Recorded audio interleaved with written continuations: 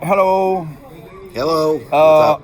I'm here with John McEntee from Incantation. It's a pleasure to be here with Yes. you. Hell yeah, it's great. Thank Um, you. John, this is my YouTube channel deals about my favorite artists and the state of what they're doing.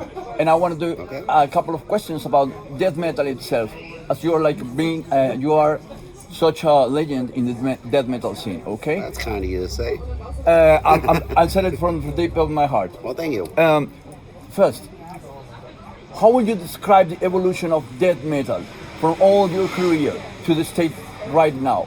How the incantation started and where are we now? Well, you're saying as incantation or death metal in general? This is sort of the question. Incantation as a part of the death metal scene. Okay. Well, I mean, for as far as incantation goes, I mean, we were basically influenced by a mixture between the more aggressive thrash bands. Actually, a lot of German bands like Old Creator, like Pleasure to Kill era, Destruction, and Sodom, stuff like that, and a lot of U.S. bands too, like Dark Angel, and but then we were getting into the other stuff, like new stuff that was coming out, like Death and Necrophagia and bands like that, and those were all kind of part of the inspiration to want to, I guess after hearing some of that stuff, I started finding this is close to my place of where I could express myself, and yeah, and I think that time period, it was a great time period to start a death metal band because there wasn't as many rules in death metal and stuff. Yeah. It was more open. It was more open to interpretation and stuff Yes. like that. So that's really good.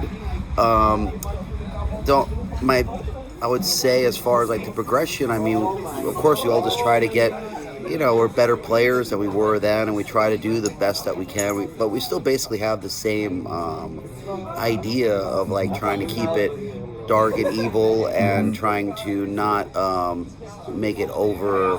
I don't know what the right word is, like synthetic or something. Yeah. Because one of my, I guess, pet peeves with death metal is this, that over time a lot of bands started using too much technology as a crutch Yeah. in the stuff. So Yeah. I personally, I prefer it.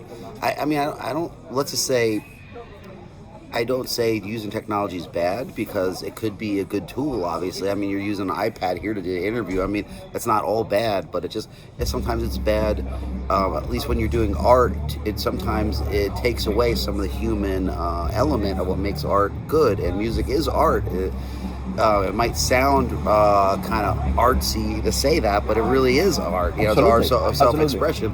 So my thing is that when I hear any band, I want to hear them. I want to hear them express the music, not necessarily, a computer over altered. I mean, everybody fixes their recordings. I mean, of course, you want to fix the problems you have in the studio and stuff, but I think over the years people started editing music with their eyes instead of editing music with their ears. That's really interesting. Yeah. Because back in the day we didn't have this music grid to look at things on. We just listened to it, and does it sound tight, does it sound good? And that, I think, is a special thing to keep in mind when recording stuff, because your personal touch to the music is, to be more important than technical proficiency. Not saying that technical proficiency is bad, because it isn't. It's not bad to be a great player and be super tight, but your own personal personality in your music should not be sacrificed, in my opinion, for technical, say like making it over tight or something. Okay. I think it's okay.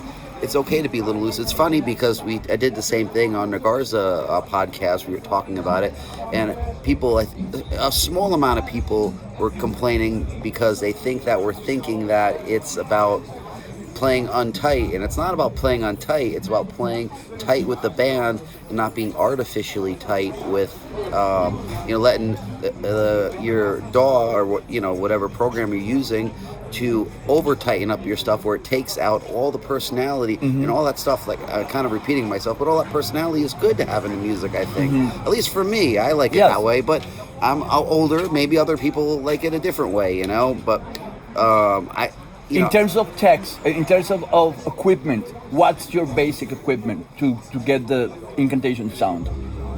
I mean, it's different. I mean, the thing that's good about it is that as long as I have like a good amplifier and a good guitar, I can usually get a pretty good sound. What's good for you? That's a question specifically. Well, okay. I mean, these days, I mean, I've been using my Dean guitars that I have, and I have Fishman pickups, and those. I like the way they sound. They sound really good. I used to use other pickups, but I tried them out and they were good. You know, I say it's like amp-wise goes. I mean, my preference in amp-wise would be like a 5150. It gives the right tone that I like and stuff like that. But you know, for some distortion. Yeah, I mean, I don't use a distortion pedal necessarily. I just use the preamp distortion, and it works good for us because it's not over. It doesn't over. It still keeps a good amount of tone. Sometimes the distortion pedal ahead of it is good for leads. You know, use it like a lead boost, but it's not good for us for rhythms because it kind of makes it too. It takes some of the girth out of it. Yes. You know. So, but you know, I mean. Like on this tour, I use more of my travel rig, which is more compact. Yeah, compact. Yeah, I use a Seymour Duncan power stage, and I use a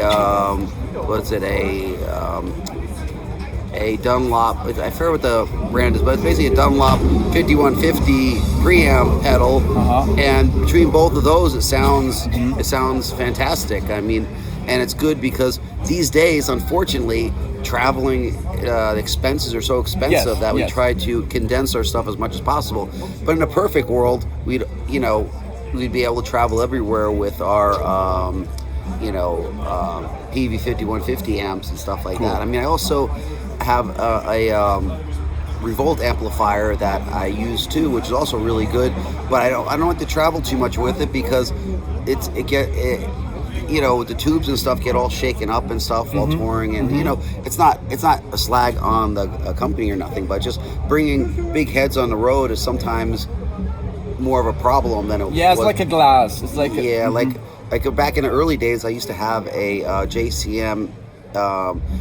JCM 800 50 watt, and it was a nice sounding amp, but every night it was sounding different, you know, and it started to get a little bit like fucked up. You had to keep getting it, like the pots would get loose in it and stuff, and it was a bummer. But at that time, that was the only option, is to use a regular head on stage, and you know, I mean, it's a good thing, though. Last question. Yeah. I'm such a fan of your vocal technique. How do you get that sound? What's the advice for young death metal vocalists? How do you get that? How do you train yourself? How do you build that sound? Well, I mean, I never wanted to be a vocalist at first, so that's a big thing. Is like I did it. I started off reluctantly. I mean, early on, all I did was try my best to match the tones of some of the albums that I didn't play on vocal-wise and stuff, because there were some of the earlier ones that had either Craig Billard or Daniel Corchado, and Mike Sayas. So I basically went and just tried to mimic those vocals, because I mean, I knew the tones. I mean, I'm a musician, so I'm able to understand matching tones and stuff like that. So I would just try to work on matching tones with my voice, and it took a long time. I mean, honestly, for me, I mean, it took me a year just to play out live with it at first, because I was really self-conscious, but honestly, it took probably a good 4 or 5 years until I felt like 100% that I was able to capture all the tones that I wanted to. And it was a lot of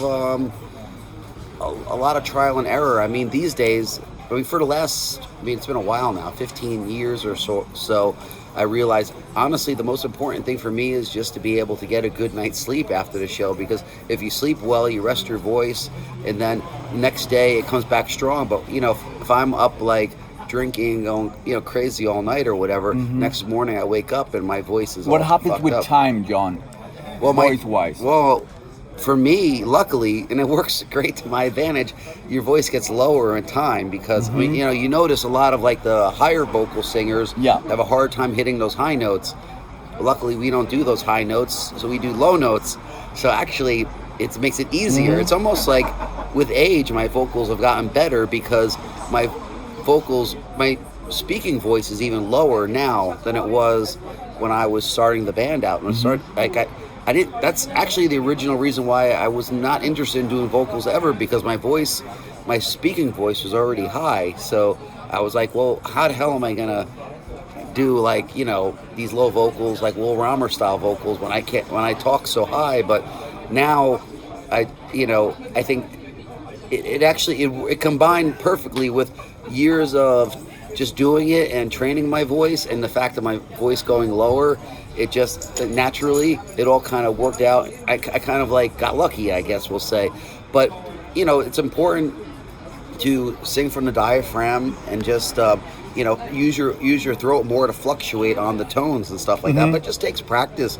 It just like I said, I spent a good year in my basement just practicing not every day for a year, but a lot, almost every day, probably going through a set of songs just to get the practice the tones. And of course it sucked at first. I mean, everyone sucks at their instrument when they first start, and I sucked at doing vocals, but in a year's time it ended up being pretty good. It wasn't perfect, but it was good.